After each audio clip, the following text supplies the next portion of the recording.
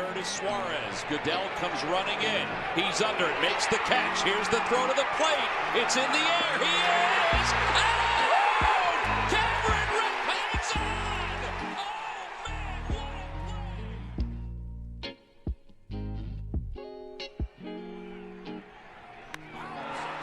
To right field, way up there, and way second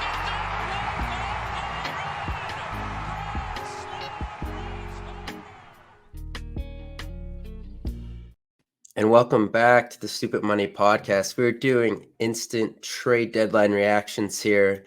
Honestly, it's 6:35. Some things are still coming in. I don't know. Gene just got released. What happened? Gene just got released. By the Guardians? Yep. Okay. Yeah, that was a weird trade. Marlins did a lot. Padres did a lot. Angels did a lot. A little surprising there going for it. And the Phillies did, I don't know, somewhere in the middle of whatever the hell you want to say. I think we both kind of wanted another starter, not so much because we were worried about how these guys were performing, but more so the fact that this is your last chance to build depth before, your last chance before the end of the season. So if someone was to get hurt before then, you're kind of screwed because you did not really trust anyone behind that. As you'll see, they trust Bailey Falter, obviously. Abel's struggling. McGarry's still in AA, and we know Painter's out for the year. So this was kind of the only other option they had.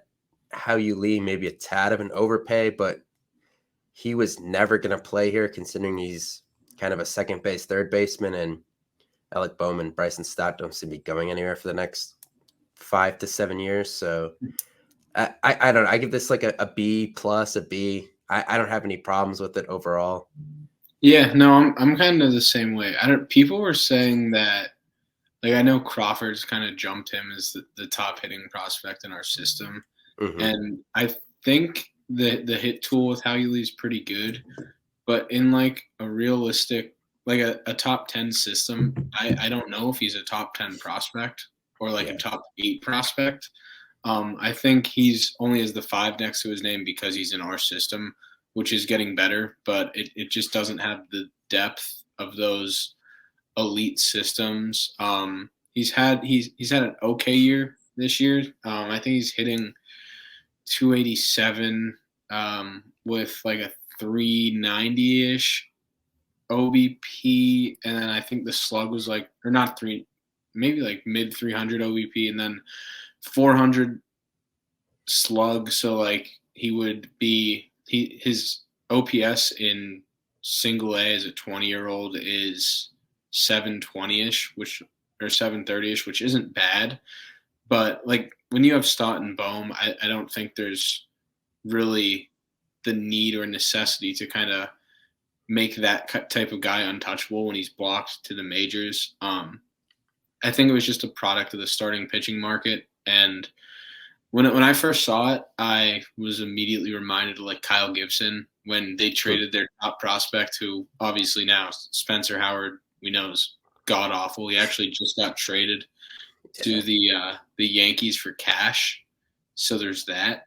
But yeah, he's like Lorenzen's actually, if you look at the numbers, he's really not that bad. I think at home this year, he has a 3.8 ERA, but on the road, he has a 3.17. Corey Seidman tweeted out that he had 18 starts this year. He's given up 1 run or less in 9 of those starts, which just seems like pretty crazy when you think about it.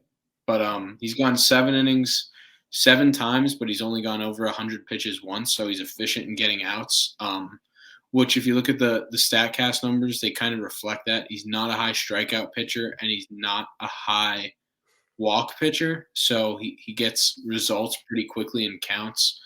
Something that I looked into, I knew he was with Cincinnati. So in his 4 years before Caleb Cotham was signed as the pitching coach in Cincinnati, he had a 4.31 career ERA. And now some of that was relief, so you can't base that all off starter numbers.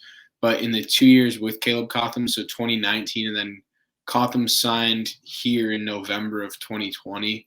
In those 2 years, the average ERA for him was 3.77. This year he's an all-star with a 3.85 maybe, and still in 2019, Cotham's first year with him, he had a 3.6. So the best years of his career were with Caleb Cotham, which is interesting. Fastball spin rate's really high. His fastball and slider are really good. Fastball is borderline one of the best pitches in the league this year. His run value on it's 11, which is in the mid 90 percentile in that. And you're not asking him to be an ace. You have the graphic up. Nola with 5 days rest, his ERA drops over an entire run. So you're kind of just asking him to lengthen the rotation. Nola, between last year and this year, he's thrown 368 innings and 2/3. So, like, the guy has a lot of outs on his arm. Wheeler's about 315 innings. Nola leads the league by a pretty good margin, maybe 30 innings, like 5 starts. So yeah, just buying them a bit of rest builds up depth in case of an injury.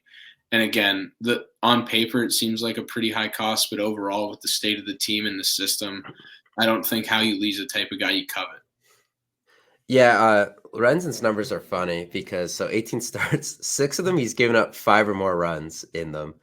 And then the other 12 have all been, I don't think he's gone 6 innings in all these starts, but it's 3 runs or less in the other 12. So it's either a quality start or an absolute shelling, which is kind of funny, but I guess you kind of get that from 4 or 5 starters. Yeah, going to the 6-man, I think is smart just because we saw how much kind of Wheeler and Nola, especially Nola, kind of ran out of gas in the World Series.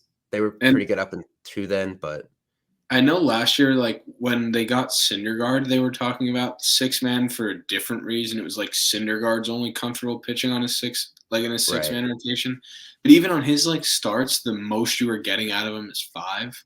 Yeah. Like Lorenzen's already gone 7 innings 7 times this year. Like you're getting substance, and he was the second best pitcher in July behind Blake Snell in terms of ERA, in terms of like qualified innings guys. I think he had a 1.1 in July. So like it reminded me of Gibson at first before I looked into it. The guy's a better pitcher than Gibson this year than the year Gibson was an all-star and we got him. And he's also a better pitcher for his career than Gibson was. Gibson was kind of a flash in the pan, 1-year guy, all-star on a bad team. Lorenzen's always been like average. Like he's never been bad. Gibson was bad. Yeah. Yeah, he was actually. Lorenzen's been a fun dude. Like he has a lot of home runs. He used to play the outfield actually a few times for the Reds. He pitches in Vans. Yeah, he's a funny guy. So I am intrigued to see how that goes. But he also is like identical to Matt Strong. Yeah. So overall, I like this move. We'll see how it pays off. So the other move here, Bailey Falter, who became expendable with the addition of Lorenzen and honestly was struggling, for Rodolfo Castro, in right-handed infielder from the Pirates. The Phillies DFA'd Josh Harrison to make room for Lorenzen. So that's honestly makes that trade even better. This is kind of the replacement, I guess. He hits well against lefties. I think Corey Seidman tweeted he's played an equivalent of a 162-game season over the last 3 years, and he has 22 home runs. Like, obviously, I'm not expecting him to have that, but he does have a little something in there. Probably a better utility piece than Harrison at this point in their respective careers, so I don't hate this at all. Getting rid of Josh Harrison's like my Super Bowl. Like nothing against the guy. He was good like a decade ago. Yeah. I was talking to my friend at work today who like doesn't really watch the Phillies, and he was like, "Who do you want them to like get rid of?" And I'm like, "Just like do whatever you have to do to get rid of Josh Harrison."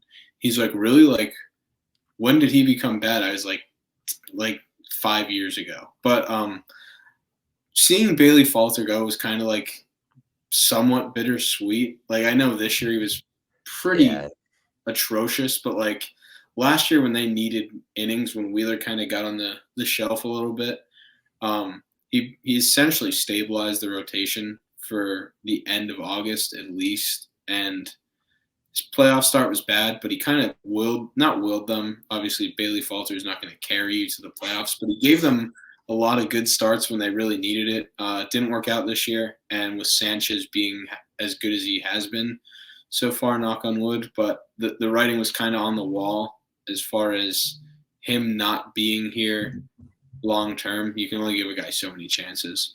Yeah. But yeah, so Castro, definitely an upgrade over Josh Harrison. Just this year, he's 73rd percentile in max exit velocity. The average exit velocity is not there. It's like 29th percentile, but when he gets one, he hits it hard. Yeah. So replacing Harrison, you get the versatility. I know Harrison's mostly played second and third this year.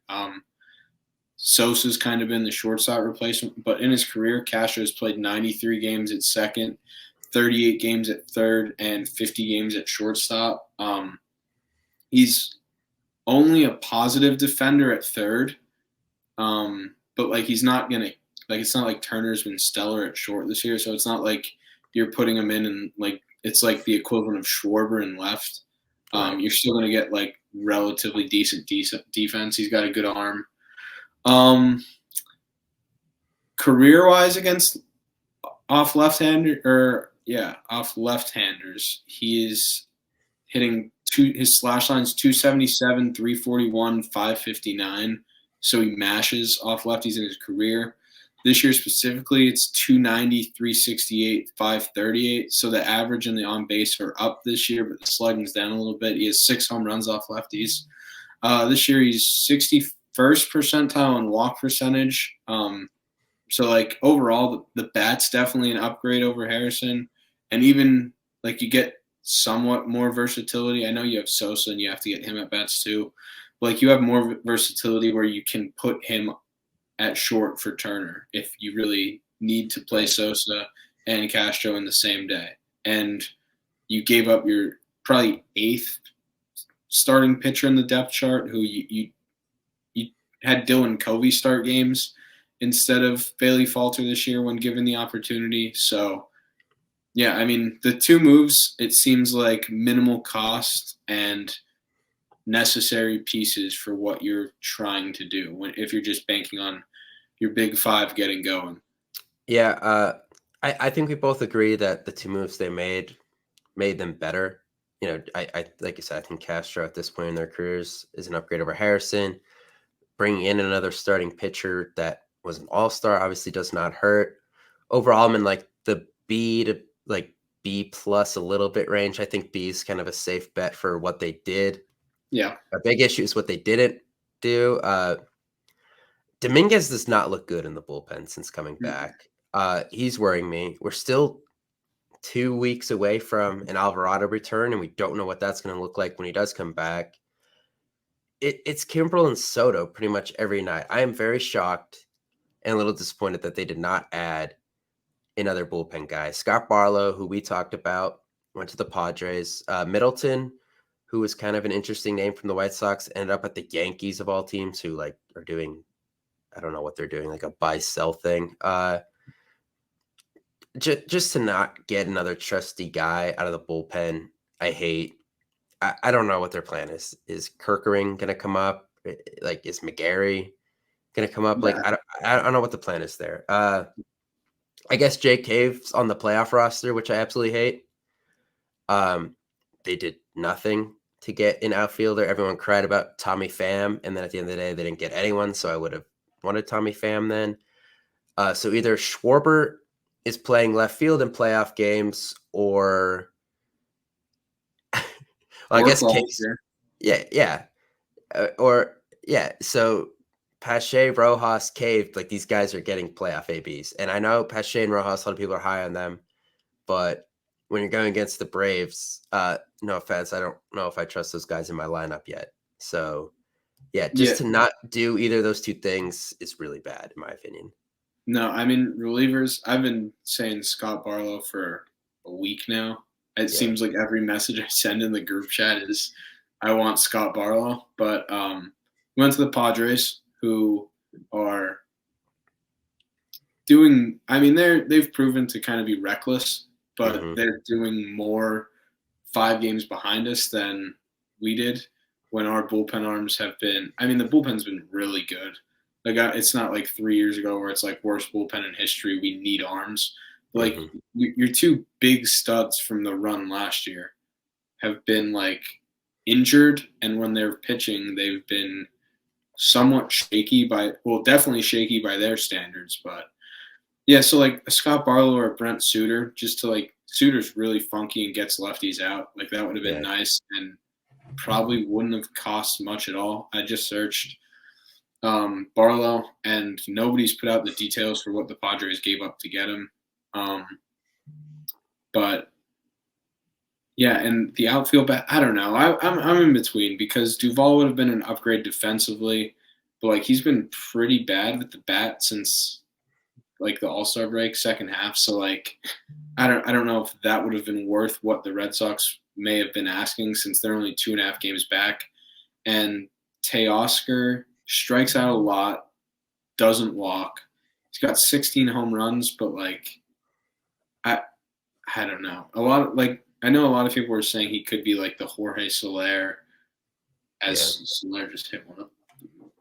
But yeah, I don't know. I just I would have loved one of them, and I've been saying that I wanted one, and I think we have to say that we'll wait and see what the asking prices were before we fully complain about it. But yeah, it definitely seems like they missed out on that type of thing.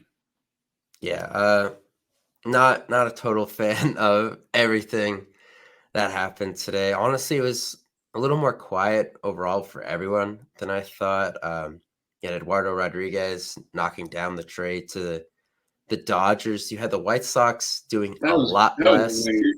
Yeah, you had the White Sox doing a lot less than expected. Tim Anderson, uh, Hendricks, Cease all stayed put. The Mets held on, like a lot of relievers stayed put, which is weird to me. The Mets held on to their guys. The Nationals held on to their guys. I, Don't I if you get me started on the Mets, I won't stop. yeah, I know I don't want to make this too long, but yeah, just I don't. It was an odd deadline. A lot of guys that just seemed like locks to move didn't. The Rockies held it on their bullpen guys too, actually, after they traded half their lineup, which was interesting. So I don't know, a lot of odd behavior. I think it has to do with the fact there's like 8 teams in the NL wildcard hunt right now. It kind of concerns me that the Phillies did the least out of all of them. At the same time, I know the Phillies on paper have the best roster, but that roster's not doing what it's capable of right now, and that's kind of the concern. Yeah, yeah, we could thank ourselves for the wild card being so clustered. Yeah, it is Um, pretty much the Phillies' fault. but I don't know that you have to bank on the $1 billion that you have invested into your big five. Yeah. JT, I guess, is banged up now all of a sudden. The gash in his hand, I guess maybe don't slide head first when you have a blister already. Yeah, or But wear a glove, but whatever. I don't know. I think that hopefully this next part of their schedule. I know Miami always gives us trouble, and they're right there in the wild card. So Mhm. fast forward past them, the Royals, the Nationals. You're getting these teams after the deadline. I know the Nationals didn't really unload too much. They still have their two relative studs. I mean, I love their two guys at the top of the rotation, Gore and Gray. But like Candelario seems to have killed you this year, and you don't have to deal with him. He's in Chicago. The Royals just traded Barlow, so they lost their part of their bullpen. And just looking ahead, the Mets just unloaded Verlander and Scherzer. Their pitching is depleted, Yeah. and 7 of your last 10 games are against them. I Yeah, that's know. big. Look at the start of the season, we are like, September's going to be a gauntlet. Like, get your wins early or steady the ship until Bryce gets back and handle the summer. September is shaping up with how the Padres. I mean, the Padres are going for it, but they've just been and the Phillies played well against them in their 4-game series. September's shaping up to not be as bad as we expected.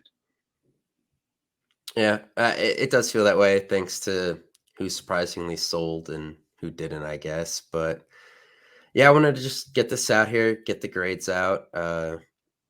Look forward to what happens after this Marlins series, I guess, because it's a big one. The Phillies took the first game last night, so we will see how the rest of this series goes, and we'll talk to you then.